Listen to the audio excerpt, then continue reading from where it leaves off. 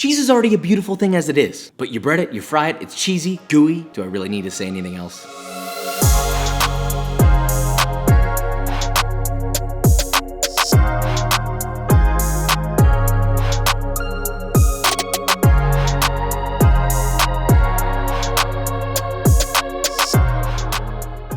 Different today. The apron is off, so you know it's gonna be special. We're celebrating 3 million subscribers together. Wow, would you look at that? Well, first off, we're a little bit late, and I apologize for that. It's been very busy. We've been trying to do a bunch of stuff. I'm not gonna make excuses. The point is, I couldn't be more thankful, and it's because of you guys, because of the support of everyone who enjoys what we do. Thank you doesn't even suffice anymore. Now it's just, we're gonna do more, we're gonna do it bigger and better, and all of that to the house and studio tour. This is the kitchen, you know it, you understand it, but you usually only see this plane. But there's other parts that make up a kitchen. Pantry, as of right now, it's a massive mess. We did our best to try and kind of get some sort of organization, but sometimes it gets a little bit chaotic. We've also added this to the door. This was a buddy of mine, Cam. He came up with this whole idea, and I think this is great. The way that I've tried to organize this is this is all spices, only spices, and like a couple dried items like dates. This is all flours, grains, and sugars, and nuts on the far right. Everything else is kind of just melted together. It will get better. We are technically on the second floor, by the way. Plaque on the wall, 1 million times 3. Here's the craziest thing. We received this, 12 months ago or less? Less than a year ago. Now we're at triple that. It's been a wild year for a lot of people, and I'm super grateful for what we've all gotten as a team in the studio you got. So anyway, first floor. This is technically a townhouse. It's not like a house because there's multiple, it's built tall and skinny. This is the guest room. Now, there's a very special thing about the bathroom in the guest room. This was for Vikram when he started, when he was looking for a place to live in Houston. I thought, I want to give Vikram a gift. So I gave him a big gift. The perk of living in a really tall townhouse that's this tall is a lot of them actually have the benefit. What I'm trying to say is that has the benefit of having an elevator. You put the tripod in here, Vikram. Oh, he's here to greet us. Oh, hello. He's here to greet us. Third floor. This is Vikram's favorite thing to do, is be in a small space with me. This is our bedroom. The bedroom. After living here for I think 6 months now, I've kind of got to a point where now I'm ready to actually already move out. Long story short, we're building something very special back in Austin. All right, finally the 4th floor. You should always have a bathroom in your office with a shower. This is essentially our 2 editing bays. We edit all the videos here. TJ also edits it on his computer on this desk over here. This is where the voiceover happens. It's the same mic that I started with since 0 subscribers. We've got to stop talking now because Kate's about to take a very important exam, and we've got to get to editing. So let's move on to the recipe. Alright, so we're gonna start with the old reliable, the classic mozzarella stick with ranch specifically. Look, you can use marinara, but I'm a ranch with mozz sticks kind of guy. That's right, judge me all you want. On that note, here's how to make the ranch. Real simple. In a medium-sized bowl, combine 3/4 of a cup or 116 grams of mayonnaise, half a cup or 125 grams of creme fraiche, 1 tablespoon or 25 grams of Dijon mustard. Begin whisking that together, then stream in half a cup or 120 grams of buttermilk. Now once you have that, add half a bunch of finely sliced chives, half a cup of finely chopped parsley, 3 sprigs of dill, also finely chopped, and 3 cloves of garlic, grated. Season that to taste with salt and pepper, then whisk all that together and enjoy one of the greatest ranch dressings to exist on this planet. Maybe that's a little bit much, but you get the point. It's good. Now normally with these kinds of mozzarella sticks, you need breadcrumbs, but as you know, we make our own seasoned breadcrumbs from scratch. You'll need about 8 to 10 slices of a simple white loaf of bread. Line those on some baking sheets, you don't need to coat them or anything, and toss them in an oven set to 275 Fahrenheit or 135 Celsius for about 15 minutes. Also, if your oven doesn't go that low, then just put it as low as it can go. After about 15 minutes or until it's very dry and crumbly, let that cool completely, then toss some of the bread in the food processor, begin processing so it all fits nice and snug in there. Then add 1 teaspoon or 5 grams of salt, 1 teaspoon or 3 grams of dried thyme, 1 teaspoon or 3 grams of dried oregano, 1 teaspoon or 4 grams of black pepper, ground obviously, and 1 teaspoon or 4 grams of garlic powder. Blend that together until you get a nice fine, breadcrumb texture like you see right here, and that's all it takes. Now for the breading station, you'll need 1 bowl with 1 cup or 150 grams of all-purpose flour, another bowl with your seasoned breadcrumbs, and 1 bowl with 3 large eggs, whisked together until combined and smooth. Then all you need to do is cut up 2 large blocks of low moisture mozzarella into 1/2-inch batons. Remember to keep them even so that they fry evenly. It's a simple concept. Then to bread, take a baton, dip it in the flour, dust off the excess, toss it to coat in the eggs, and finally toss it in the breadcrumbs to coat every crevice. Now just repeat that whole process one more time to double coat your mozzarella sticks. If it's undercoated, it will burst in the oil, so always double coat. Now just get a pot filled with about 2.5 inches of oil for frying, making sure not to go beyond 3/4 full in the pot. Heat that bad boy to 350 Fahrenheit or 175 Celsius, then just carefully lay those guys in the oil in batches and fry for 1 to 3 minutes or until they get a nice golden brown like this. Be aware that if you leave them in there too long, the cheese will boil and start to leak out, so try to balance that cook time. Now toss those on wire racks to drain as you're frying the rest, and then you'll be left with beautiful sticks, ready to serve with your ranch and enjoy a most sensuous cheese pull. This is where you cue the sexy music. Oh, yummy. Papa approved. Okay. The classic. There's not much to say about this. We all know what this represents. All right, this is childhood memories. If you live in America, we got the ranch. All right, you could do marinara. There's nothing wrong with marinara. I know you guys are probably thinking, Josh, I can't believe you're just doing ranch. Ugh, it's too much. Then go make a marinara. But Josh, I want your marinara. Well, then don't judge me. Don't judge me. I'm gonna eat my feelings. This has the classic, traditional mozzarella stick flavor that you want, but just up another level. It's crispier. Because we made our own breadcrumbs from scratch, we actually control the flavor. So you can make it taste like whatever you want. You want like a chicken curry flavored mozzarella stick? That's an idea. Why didn't I do that? What the f? These are a classic mozzarella stick, but upgraded. Now next, we've got something special.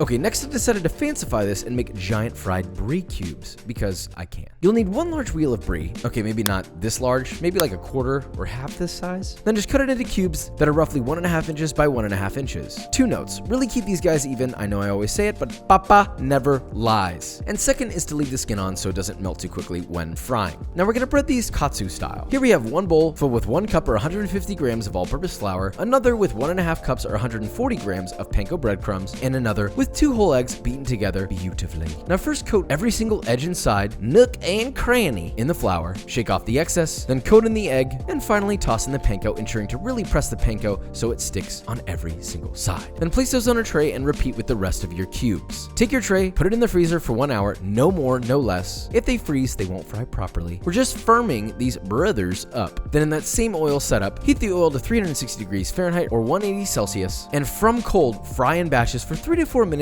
or until deep golden brown. And the cheese is completely melted on the inside. You can always do a test one first to get it right, then fry the rest. Then drain each batch on a wire rack as they finish frying and serve immediately. I mean, look at this. That is ooey gooey hours right there. Now, some might look at this and go, oh, a cube, a fried cube. No, this is a cube of fried brie. Now, I'm not actually gonna ranch this one because I've been eating these all day. It's ooey gooey on the inside, literally like ooey.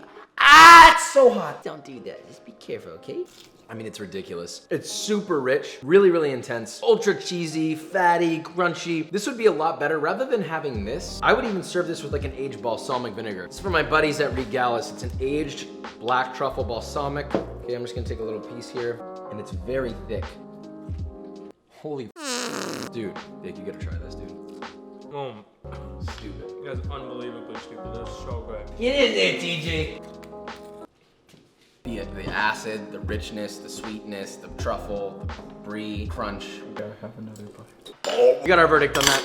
I got one more for you after this. Let's move on to that. Okay, we got our 2 fried guys, but I got one more for you. What about pan-fried cheese? Here we have a pan-fried scamorza topped with homemade jam and caviar. We're on the caviar kick with this one. I'm sorry I had to do it. You don't have to do caviar, all right? It's just yummy. Now, what is scamorza, you might ask? Sounds gross, but it's a beautiful southern Italian cheese, similar to mozzarella, but with more complex flavor, and it's a little firmer, and obviously pan-toastable. First, cut it in half, remove the waxy exterior, then cut it in half again to form quarters, then slice those into little wedges about 3/4 of an inch thick. Now heat a dry nonstick skillet over medium heat until very hot. Add your cheese, pan fry until golden, about 1 to 2 minutes, then flip and fry on the other side for about the same amount of time, and repeat with enough cheese to fill a plate, or as much as you want. Now plate it all up, top some of your cheese with strawberry jam and a small pinch of fresh thyme leaves, and then top the others with a tiny drizzle of honey and a little dollop of nice caviar. It's flexy, fancy, makes an incredible amuse-bouche for a party, or a nice segue during a lovely evening Netflix and chill. Now let us have our final taste test. Scamorza, now they look a little flat, but that doesn't matter. If you've never had seared cheese before, like halloumi, you have never lived. We've got two options here, strawberry jam, thyme, and black pepper, and then we have truffle honey and caviar. Not trying to flex, it's just I happen to have it, and so I thought I would put it on there. People wanna yell at me, you wanna yell at me, you're gonna be like, oh god, I think we'll start with the strawberry. This is upsetting because from my perspective, this is nearly better, almost more exciting of an eating experience than either of the mozzarella sticks because it's so intense. When this is hot, all I gotta say is you're gonna bust it open. The next one is gonna be the truffle honey and the caviar. See the sheen on that? If you're a caviar person, that's for you. The caviar applies that extra saltiness that you want, the brininess, the richness. Now wait a minute, what if we take the jam and the caviar and then make a little sandwich? What if you do that? Pip, pip. That actually works. It layers through the flavors. With that done, we have three different options for your mozzarella sticks. Obviously, this is not mozzarella, nor is the brie, but the point is it's fried cheese. And if you like fried cheese, this is the only guide you're gonna need, period. Ah! You wanna know what's better than mozzarella sticks? A very special 2020 year in review, B-roll.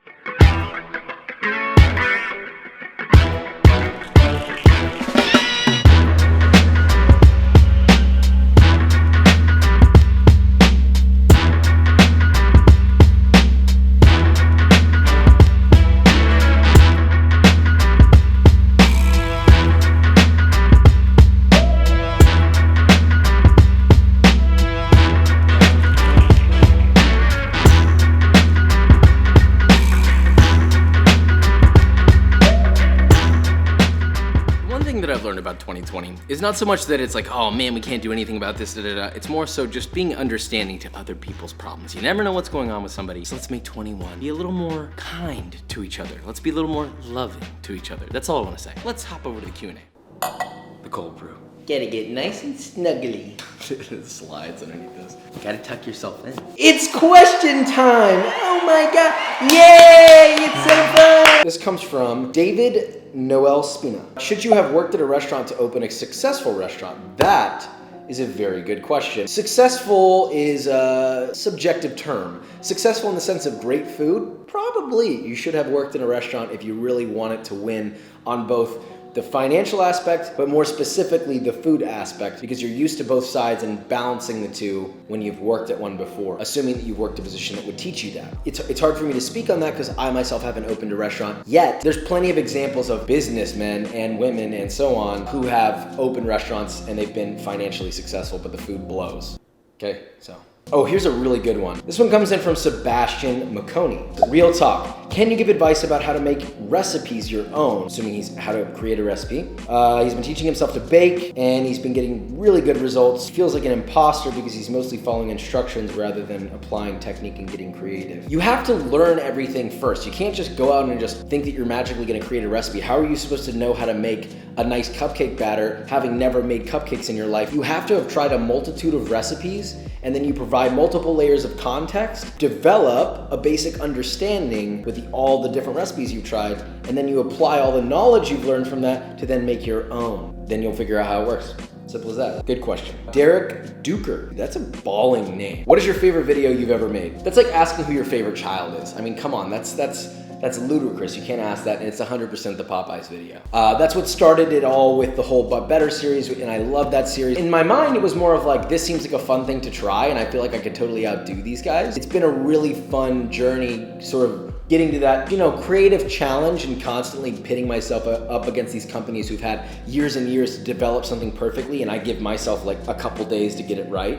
Not even, sometimes just a day. That's been a lot of fun. This comes from Fernando, and he says, what do you miss most about working at a restaurant? That is a very good question, Fernando. For one, the biggest thing that I miss is the people. I miss being with all my homies. Everyone's supporting each other, and when you go through the shit, you go through the shit together. And now I have Vikram and TJ. We're building our own version of our little family here. So I think that that'll come back, and I don't feel like I'm gonna be missing it for long moving forward, but I definitely miss that intense, that that cooking intensity of like dish after dish and order after order, and yeah, it's just a special feeling that I can't describe unless you've done it before. Alright guys, and that is it. So we made our mozzarella sticks, but wait, again, another moment to step back and say thank you guys so much for 3 million subscribers. We're so thankful. The support is just unbelievably amazing, and we're so grateful, and just thank you. Just another thank you. I know we've said it probably a million times in this video. Anyway, point is, thank you. Mozzarella sticks. Obviously, these weren't all mozzarella, but it's the essence of fried cheese. It is what that represents, the crispity crunch, and then the ooey gooey cheese pulley center. You know, there's nothing better than that. So whether you prefer it like a plain mozzarella literal stick with Italian breadcrumbs, or you want something fancy like a deep fried brie cube, doesn't matter. It's all up to your own personal choice. If you enjoyed this video or you learned something, leave a like, subscribe, and I will see you